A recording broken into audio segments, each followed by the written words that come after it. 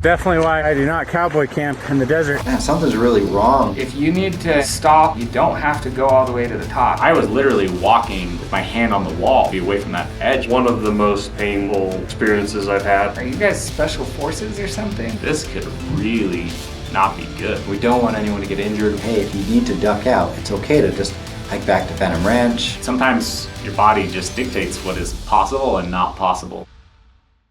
It's kind of a giant obstacle. There's like a north side of the park and the south side of the park with a huge canyon in the middle. Rather than just run the whole thing in one go, we wanted to actually camp in the bottom and carry everything we need for an overnight trip on our backs the entire way. We chose to start at the south rim of the Grand Canyon and go down the South Kaibab Trail, down into the bottom through Phantom Ranch, up into the north rim, back down, and then we actually decided to camp at Phantom Ranch. And then the second morning, we came up out of Phantom Ranch, up the Bright Angel Trail, and finished with that. We're ultralight backpacking company, and Fastpacking is just another newer venture that we're interested in getting into. Just the amount of elevation lost and gained mixed with just the amount of mileage was two different PRs.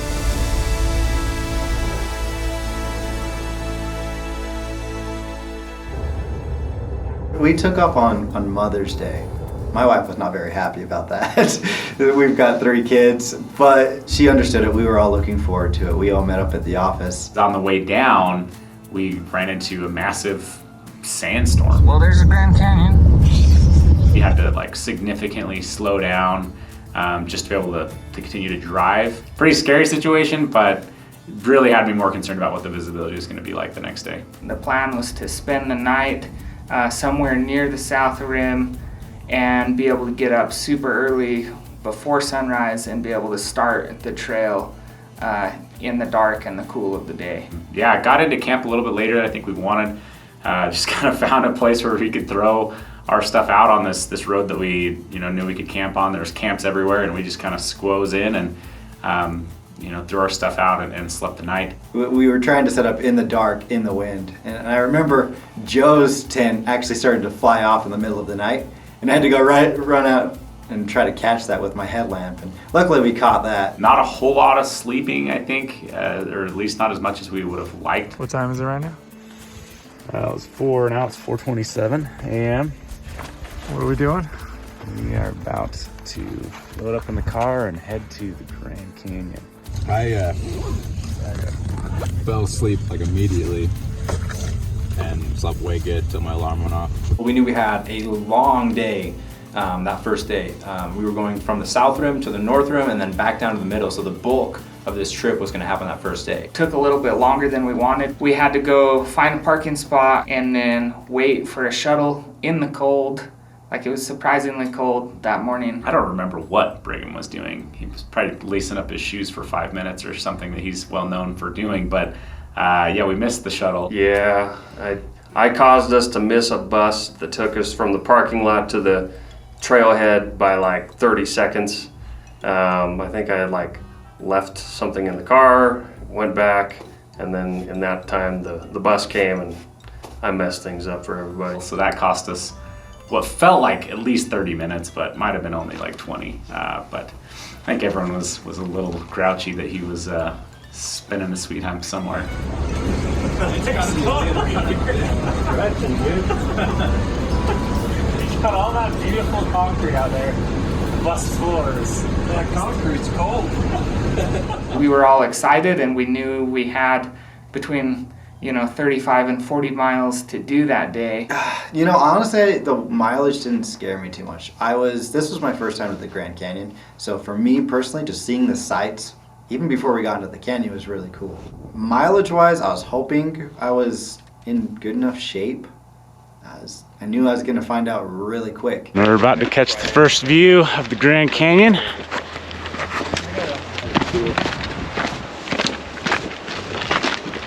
Dang. We've got about 35 to 36 miles to do today. It's been crazy windy, but other than that, we should have very comfortable temperatures. So it's gonna be a good trip, good day. and I was pumped. I was ready for this. I like to run, I like to trail run, and I like to be outside. Getting there and heading down the trail, we were hitting it right as the sun is starting to hit some of the cliffs and some of those areas, and it was just absolutely stunning, and I think everyone's spirits were very high. It was just amazing views, and I was wishing that we weren't running because we were going pretty fast for how good the views were. It's interesting running down that trail because there's all these like steps. There's so much erosion, and a lot of that trail is just straight sand, and so what they would do is they'd put logs to make stairs, but when you mix the logs and the sand with a whole lot of foot traffic and a whole lot of mule traffic, it becomes more like there's a pothole every 2 to 3 feet with a log after the pothole and then a drop. So as we're running, we're essentially hopping from log to log to log all the way down. Jason, catch my spit. If you're trying to run down this, there's never an even tempo, and you kind of have to plan your steps, make sure you don't trip. The South Kaibab Trail has a whole lot of switchbacks that are either cement or sand or solid rock, and it just winds like straight down the cliffs, and it goes into this cove of cliffs at first, and then it hits this big switchback, and that's like the first real breathtaking view that you get as you look to the east, and you can just see canyon after canyon after canyon. The morning light in the Grand Canyon is just absolutely, it's like the time to be there. That 1 to 1.5 hours of morning light it's amazing. Here we go, turning the corner on that canyon. First mile felt almost too easy. Famous last words. Only 35-ish more to go. I got pretty scared of how ominous the Grand Canyon trip sounded, so I started a pretty strict trail running regimen. I guess just regular running and fast pack running and gym work. I did a lot of training with running, some hiking, elevation. I'm glad we get to see this instead of coming down in the dark. I usually run 5 miles a day. I thought that would be sufficient. By the end of it, I was trying to get to nearly 30 miles of running a week with 8 to 10,000 feet of elevation climbed during the week as well.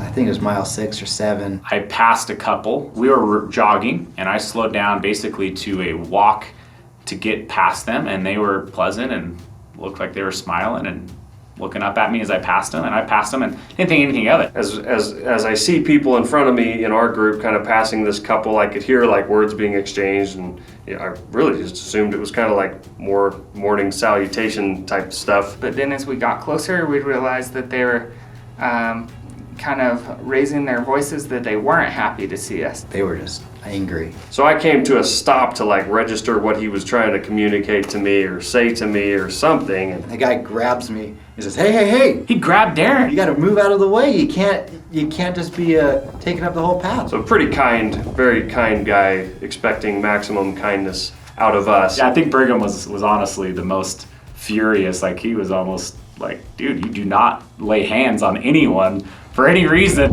So can you disrespect? I think we were being very trail etiquette, but I think he was having a bad morning and took it out on someone. First guy he saw. Well, I think he did have a point. The traffic going upward typically should get the right of way, but as long as we're not in their way, it should be okay. One thing that was kind of concerning as we were coming down the South Kaibab was we would get these huge gusts of wind, and you would have a lot of exposure off the edges, and I remember someone just yelling like, "Hold on to your hats," and I got nailed right in the side of the face by someone else's hat that had blown off the edge way above me and come down and just happened to hit me perfectly in the side of the face.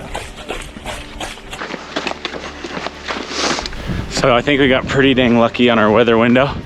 It is windy but last week it hit 90 here. Today the high should be about 78. So one of the rare opportunities that I think we actually caught a good weather window instead of we're the victim of it. Just tugging that pole, Brigham? Yeah. Just making good friends. So we made it to the North Rim, huh? Cool. It's faster than I thought. Some people had started to stretch out at that point, meaning they were stretching their calves, they're stretching their quads, and I don't personally remember doing that, but I remember watching that. All right, Brigham. I like your hat and your shirt and your shorts. Oh, Tayson, I like your hat and shirt and shorts. Man, you guys are twinning hard. Oh yeah. Darren and I just discovered we're wearing the same pair of shorts as well. Ah. We're the weird ones, Eric.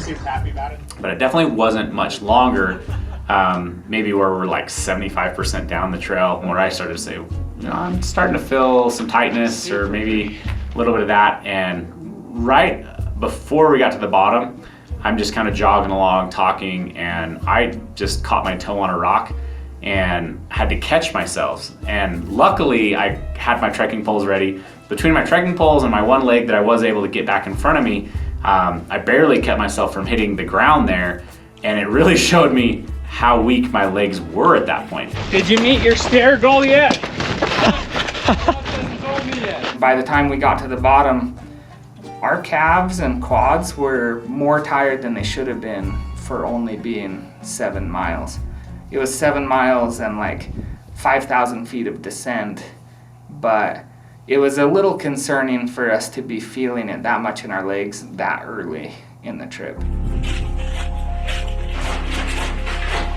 So we get down to the actual, see the Colorado River, and it's gorgeous. You can feel the bridge sway when you're doing this.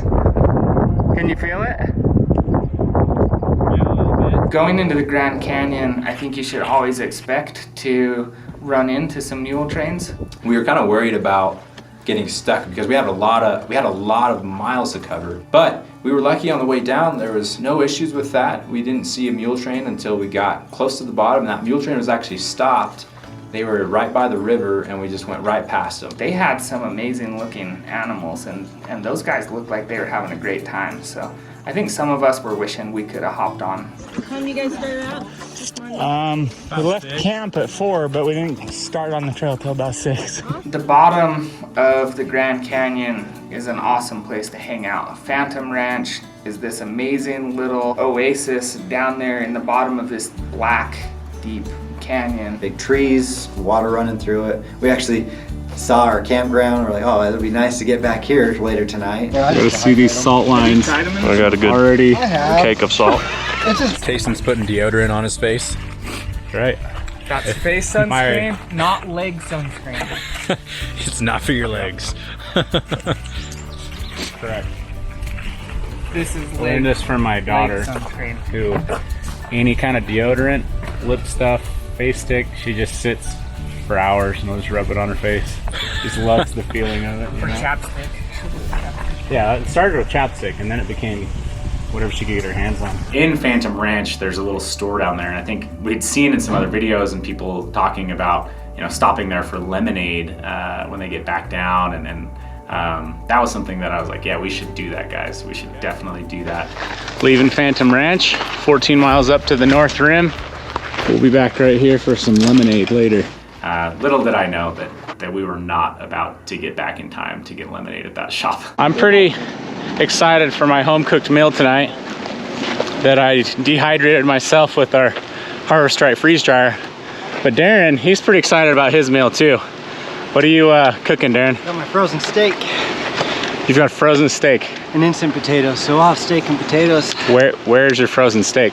It's in a little cooler in my backpack. You're packing a cooler in that. Well, it's like one of those like collapsible padded coolers.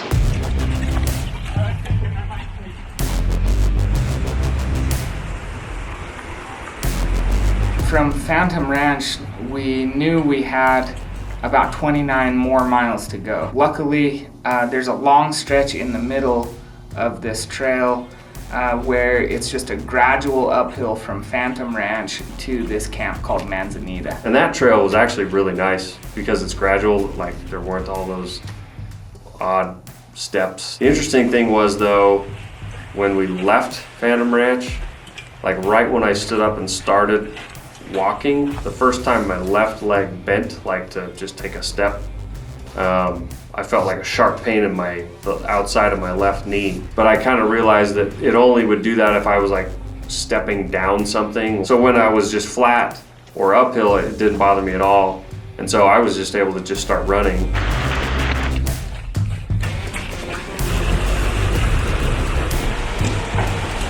Part of the big value of this trip is getting testing in products that are under development.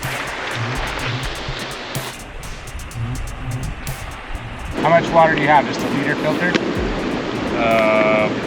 These two. Based on all of our training and research and stuff, it really just doesn't matter if you're thirsty. You need to be getting a lot of water as you're making those huge efforts. Even if the temperatures above the Grand Canyon aren't that hot, as you drop down into the bottom, that heat just kind of sets in, and it's always 10 to 15, maybe even 20 degrees warmer down at the bottom than it is at the top. And so that was something that we knew and we planned for, so we were sure to make sure that every time there was a chance to refill our water, we did. So with filming, getting water, a pretty long break to tape up this guy's feet right here. We're doing a pretty good click. Tayson has a friend that he invited to come. So this is the guy that helped us with our shuttling when we did the Highline last year in the Uintas. Eric, he gets out a lot. He spends a lot of time in the outdoors. As we're heading down, he's keeping up with the rest of us, going down the hill for the first 7 miles. But when we got to the bottom and started actually talking, it turned out that he had been having a little bit harder of a time than I thought. He was kind of chafing, he was kind of getting blisters on his feet that were just really hurting him. He could hike with us right at that point, but we were all kind of chomping at the bit to be jogging some of this section to try to click those miles off and get through this. Eric started hanging back more and more and more. The further we go, the further back Eric would hang out. So we had to have some conversations as a team to determine, all right, what are we gonna do? We don't want anyone to get injured. We don't want to have anyone get life flighted out. Hey, if you need to duck out, it's okay to just hike back to Phantom Ranch. There's nothing to feel bad about. Eric hadn't been training quite as much as the rest of us. He hadn't been running as often or as much. And a lot of the training he had been doing had just been on flat roads. For things like the Grand Canyon and planning to do such a big day, whether it's hiking or running or whatever, you're gonna wanna make sure you're training on trails for something like that. It's about to get real hot and we're about to up the pace, I think. So it's gonna get interesting. I do have a secondary goal today, and that is to drink a lot of water, preferably 15 plus liters. What else? What else, Eric? There was no potable See water you at camp. Yep, see you at camp. This is Eric, by the way. Took us all of about 2 hours on trail to name him Cobra Kai, which then he's since removed his headband, but hopefully we got some shots. Yeah, I think they got it. So Eric at this point decided, okay, when we get to the next water break, he's just gonna eat, kind of refuel, water up, and then probably make his way back. But, you know, as we saw with Darren, it wasn't that much farther up where he started to cramp as well. And I don't know if he would have been able to run either. Canyon's opened up now, so I think we'll be in the sun for a lot of hours here going forward. So it's been a very pleasant first 12 and a half miles. We'll see what the next 12 miles bring today. You're going right. That's the Riven Falls right there. Oh, that's cool. Oh, that's way cool, actually. A waterfall! After lunch, we went a little bit farther to the last campground where we could get water. We stopped there. It was beautiful, shady. We got 3,500 feet to climb to get to the North Rim. I think we're all in good spirits, but got some tenderness in some of our legs. Are you just gonna cut the trail like that? Yep. Wherever I can. Wherever I can. Just shortly after that, when we started the really steep climb, was when Darren started to get some pretty massive cramping. Man, something's really wrong with my calves. I was just starting to kind of cramp up. I was definitely concerned for Darren. He's an extremely mentally tough dude. but sometimes your body just dictates what is possible and not possible. I've been drinking a lot of water and taking a ton of STM packs, but it's still just cramping. I think it was all that downhill to begin with. Darren told me that you've never cramped like in your life before. No, never. So, That's crazy. And you played sports and all sorts of things, so never cramped. It's new for me, but I'll get through it. We were like, hey man, if you need to stop and let your body catch up and recoup from this, like, you don't have to go all the way to the top. Tastes like, do you think you can make it? And I'm like, if I can't make it, my wife's gonna kill me. My wife won't let me live it down if I don't. Like, I've been telling her and my kids, like, yeah, I'm so excited for this, and so I didn't want to let anyone down, so I kept on pushing through. That was my goal. I was like, I was gonna get to the top.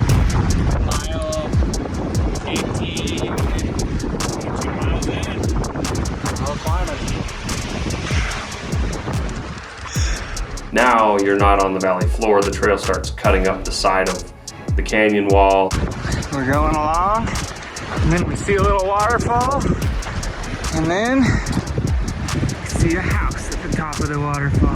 It just looks like a canyon that dead ends. So we're sitting here trying to figure out where the trail's gonna go. And you're just looking straight up, like basically as far back as your head will turn, you're looking up into the top of this canyon. It was pretty steep, like even with the switchbacks, it was quite a climb. And then the heat of the day, and then there was just a massive wind. I was literally walking with my hand on the wall just so that I could have a little bit more stability, but also be away from that edge, because man, it felt like it was just gonna tip you right off the edge. There's one spot right there where it's hitting as like you're blowing you up the mountain. Yeah. I liked it. I mean, I didn't feel like in danger, but I did feel like if somebody wasn't paying attention, maybe somebody, a little kid or something, somebody really small could get blown off a little bit. I bet it came from the top. That's nice, Derek. That hat could have been blown from, miles away. All right, Derek, how would you describe the weather conditions right now? Perfect. Whoa. Not even, that's just it, huh? Yeah, man, there's some wind and it's keeping you, like, for me at least, perfect temperature. You never overheat. The wind did almost blow me around a few times now, but so far, we're good. The closer we get to the North Rim, the harder it got for me. The harder things became. Maybe we're halfway up now, and now we're all just going, this is a big climb. That just looks straight up now. We figure we've got 2 to 3 more miles to the top of the North Rim, and then 14 miles back down to Phantom Ranch. I really just was longing. I was just longing for the top to get there. I pull out my phone to just check how many more feet of climbing do we have, because everyone seemed to be like, we've got to be almost there. We've got to be almost there. And I pull out my phone and I look at it. I'm looking at Onyx and I'm looking at it and I'm looking at it again and I check it again. I'm thinking there's no way there's still 2,200 feet of climbing to go. It's a really cool spot of trail, but basically to the switchbacks, a little under 2 miles from the top is what it's looking like, but still a whole lot more elevation than I think anyone wants to admit. So I haven't told them what the exact number is. It just started getting a lot more painful for me every step, every mile. There was times like I'm like, okay, I'm gonna stop. I'm gonna pound this straight to mouth, electrolyte pack, and I'd kind of wait a few minutes for that to get through my system, eat some gummies, anything to help get past that point. My knee issue was getting to the point where it was a little uncomfortable. I started to cramp a little bit in my upper quad. And that's when I started to really question, like, man, I'm drinking so much water, what's going on? Just trying to figure that out, but wasn't too bad. But I did have to slow my pace as well for the last, say, half of a mile to the North Rim. He's embracing it. First half of the day so far, I was just on cloud 9. It was great, wonderful day, great weather, not tired. As soon as we started going up this thing, after Manzanita, then I started like, okay. And then it steadily went to more of a type 2 fun. That trail just blew my mind going through the North Rim, because they just cut it out of the stone.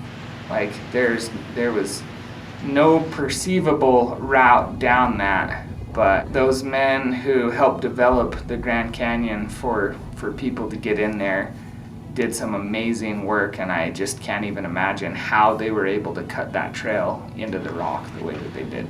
The amount of work that went into building this trail is incredible. Really incredible.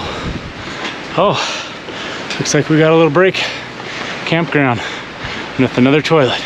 Think about it this way: when we get to the top, then all we've got to do is run a half marathon. Once we get to the top, there's just 14 more miles to camp.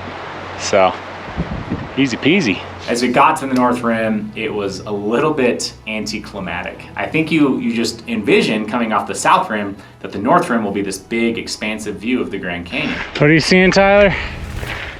The thing. The thing. The trail thing.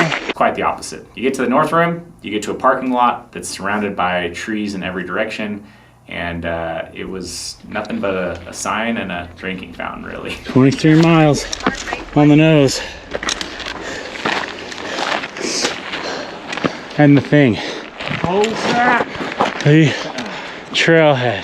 Look at this view. All right. Look, I mean, there's trees. You can see the Grand Canyon. Not at all. I am beat. Tyler's beat. I think we're all beat. I think everybody's feeling their own unique discomforts and sores and aches. Victory. Waffle bar. No, what is this thing? Cracker bar. I hiked 23 miles to eat this. So I brought 4,500 calories for today's food. Wasn't enough. I think I will be going to bed hungry unless I can buy some stuff in the bottom.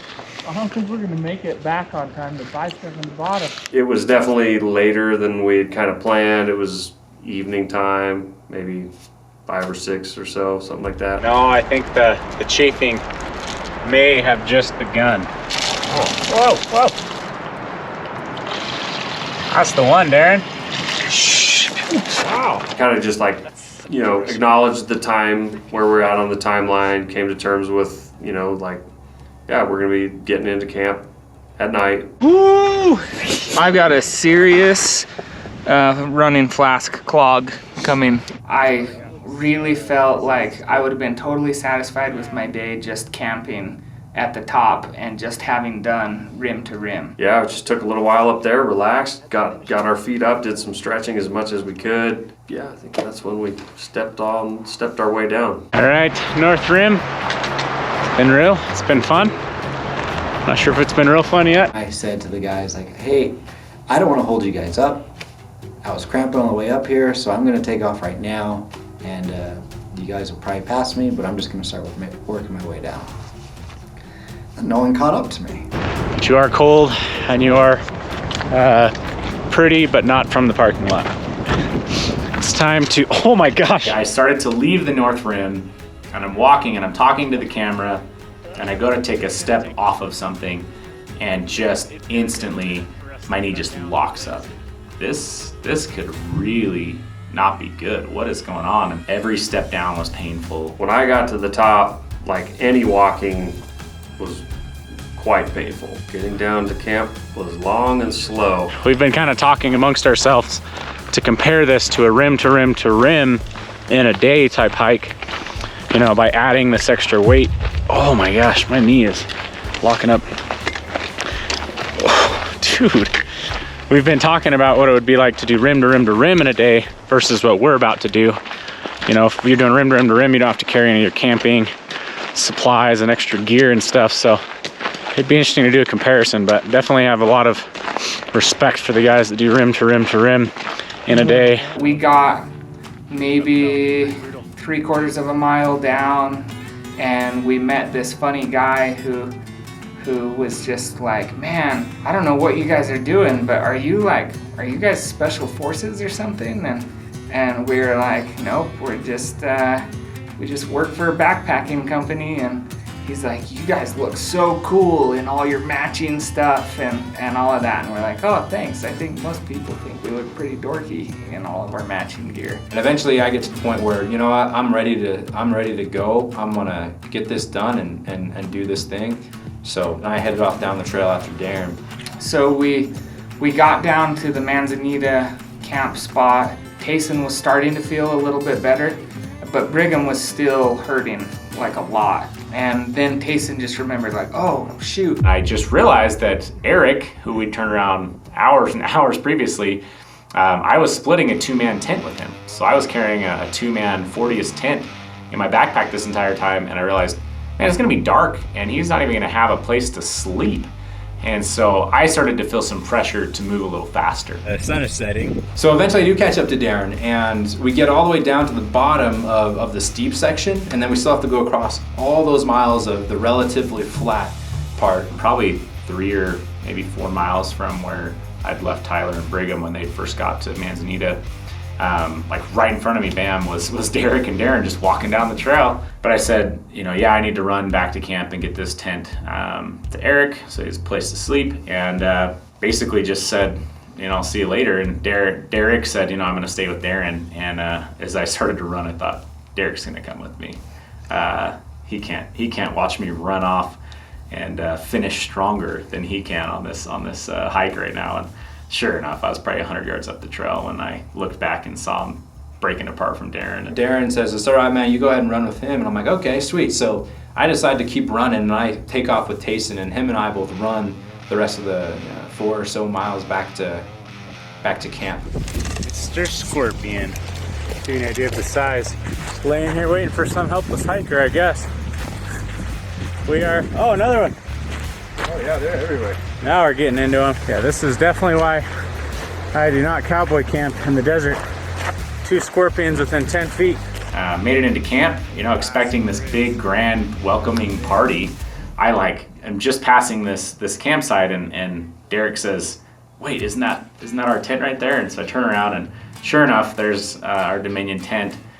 And I'm like, well, where's Joe and Eric? So we walk into the campsite, and all of a sudden I look over and I just see this lump on the ground, and I shine my light on it, and there's Eric just pad on the ground, dead asleep in the dirt, not a care in the world, sleeping his life away. And Joe is in his tent, dead asleep. This is like 9 o'clock at night, I'm pretty sure at this point. I got my steak out. I had a Tokes frying pan, and I cooked that thing up.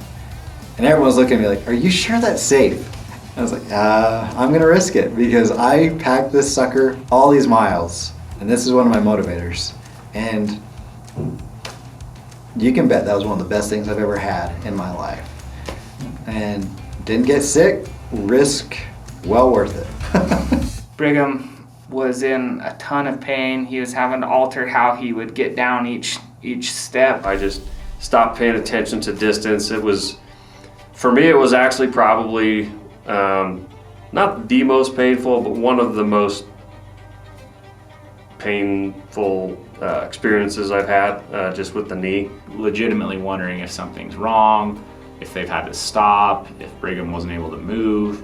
Because now it's been, I got there at 9 and we're like at 11:30 at this point now, and they're not there. That must have been torture for Tyler to walk at that pace, you know, when he's physically capable of just going a lot faster. I'm standing up, I'm sitting down, I'm just trying to stay awake, and finally, I want to say at midnight, they roll into camp. The first thing that I noticed right when we got into our immediate camp where our group was that Tayson was in an empty campsite sitting at a picnic table, like looking like he was about to fall backwards asleep.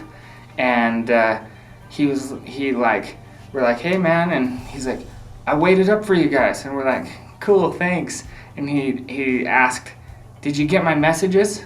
And I looked at my phone, I looked at my inReach, and there was like no messages from Tayson. It turned out that he had messaged his wife the messages that he was trying to send to me. But he was so delirious, he didn't know the difference. Over 39 miles in the one day. And I'm glad we all made it. Pretty sure we all slept really well that night. Everyone just looked like they had been beaten down so much when they were climbing out of their tents. The group in the campsite next to us was a group of like 3 older couples and a girl that was their guide. And we all kind of like hobbled out of our tents. One of the ladies had turned to the other and said, man, they look worse than we do. They thought it was so funny that all these young guys were looking way rougher than they were, and that was pretty funny to see. This morning we all woke up pretty stiff and sore. Our knees and our joints and our muscles are just throttled after yesterday. Hiking out today, I think, walking down the trail, my muscles are loosening up just a bit, but still a little bit foreboding to have to hike 10 miles up to the South Rim. We chose to come up and out on the Bright Angel Trail, mostly because there's more water and because it was a new section of trail that we got to see. Yeah, that hike out was just rough. I was feeling a lot of pain in my knee. Brigham was in severe pain with his knee, and pretty soon the group just started to space out to where it was me, Brigham, and Eric in the rear, Derek, Tyler, and Darren kind of in the middle pack, and Joe was out ahead of everyone because he, I think, left the earliest. Joe had seen us training and also seen what we'd set out to do yesterday, and assumed that we would be very fast on the trail and we'd catch up to him and that he might be the slow guy in the group. But yeah, little did he know that 38 miles of the Grand Canyon absolutely crushed us. While it's less steep than the South Kaibab Trail that we'd come down, there's still like a ton of elevation gain and a ton of switchbacks, and it was just kind of brutal that way, right in the sun. It was really hot on day 2. The hike out was just what felt like an endless grind. I don't know how else to describe it. There was definitely some soreness and some real fatigue. I didn't have any issues, but I didn't want to aggravate anything in case it was something worse. There was no relief in the pain that I was hoping for by going uphill. In order for me to finish well and kind of keep my own motivation up, I just kind of kept moving fast. First half of that trail from Colorado River to Indian Springs or Indian Garden, it's cool. It's probably like my least favorite part of the trail. And then you just like look up at like the wall of the South Rim and you see where you're gonna be hiking up. You can't even see the trail, but you just know that you're gonna be like on the side of that cliff soon. It's kind of cool, a little bit ominous. Brigham was struggling. Eric, as we got farther and farther up, was slowing down a little bit, and so even our group of 3 started to spread out as we got really near the top. And one time, as we were grouping back up, I look over at Brigham and I just see this white stuff on his hood, and I'm like, Brigham, what's on your hood? Is that bird crap? You got pooped on by a bird, so oh no, your days go better. I'm hiking along, just in my zone of pain. Every once in a while there's like a juniper or a pinyon pine that like overhangs the trail a little bit, and I just heard like a big object rustle in the trees and saw out my peripheral vision that it was a black bird. And it rustled. I didn't even care to look and just kept walking. I walked under it, and then I just felt like a big splat right on the top of my head. I can't tell which is sweat, which is birds. That was the kind of luck Brigham was having on this trip. That is something I've never seen before, but this is just a big cliff, and to get onto that ledge is really precarious. But right there is a skeleton of something that died on that ledge. There was 2 main things that I wanted to see that I knew the odds of us seeing weren't great, and that was the pink rattlesnake, which only exists in the Grand Canyon, and the desert bighorn sheep. They're ram and a ewe, that's awesome. We got to the top and I was like, hey Derek, did you see what we saw? And he's like, yeah, I saw a desert bighorn. And we're like, oh cool. Like, here's the footage that I got of him, and he's like, oh, like, yours were a lot further away than mine was. And I'm like, what do you mean? And then he shows me this selfie that he took of the desert bighorn right behind him. About a mile or so from the top, and I am really craving something greasy. It's a big climb getting all the way up out of there, but it looks pretty from up here. Getting up to the top felt pretty awesome. Just felt great to know that we had covered so many miles in such a short amount of time, and that all the time that went into the preparation was really worth it. There's Darren and Tyler, they made it. Joe's gonna go say hi. How's it feel? Good. No more hiking today. Not really nice. This is plenty of hiking for 2 days. How was it? It's good. It's good. Me never calm down. You know, half a mile from the top. Yeah, buddy. Made it up. We survived. Did it? Did it. It was a sense of accomplishment for sure to go and do those kind of miles, do that kind of elevation gain and descent, and at the end to be able to just turn and look all the way back across the canyon and see how far you'd come was pretty special. After we got to the top, the immediate discussion was, what are we having for lunch? We drove into the little town right there close to the South Rim and landed at a Mexican restaurant. It was actually pretty funny to see everyone waddling into the restaurant and just see how much of a toll it took. Would you do it again? Absolutely. I definitely go back and do the Grand Canyon rim to rim to rim again.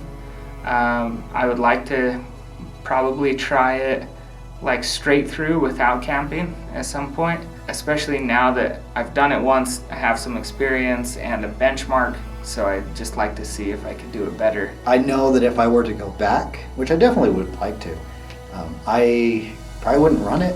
I would just hike it. Would I ever do something like this again? Yeah, I think I definitely would. I would also probably prepare quite a bit more. I think my training was good. Like I said, I did finish, but I want to finish better, if that makes sense. I think the Grand Canyon is one of the most beautiful places to see, and I would tell anyone that seeing it from the north or the south rim is nothing like seeing it from the bottom. Another level of beauty and grandeur, and just at every turn there was something else that was really amazing. Doing a trip like this is just such an awesome opportunity to build better relationships with the people that you do it with. To see a group come together and push through something like this, I don't think there's anything like spending days on trail or doing big efforts like this to bond people together. It's always so cool to go into something that's really kind of taking you out of your comfort zone and just go in as prepared as you can, but just see how it goes and get through it as a team. And I feel like that was what we did, and it's awesome because every time we do something like this, we get to know each other better, we respect each other more, we have more stories to tell later, and it's just really cool for building the friendships and the memories that shape us going forward.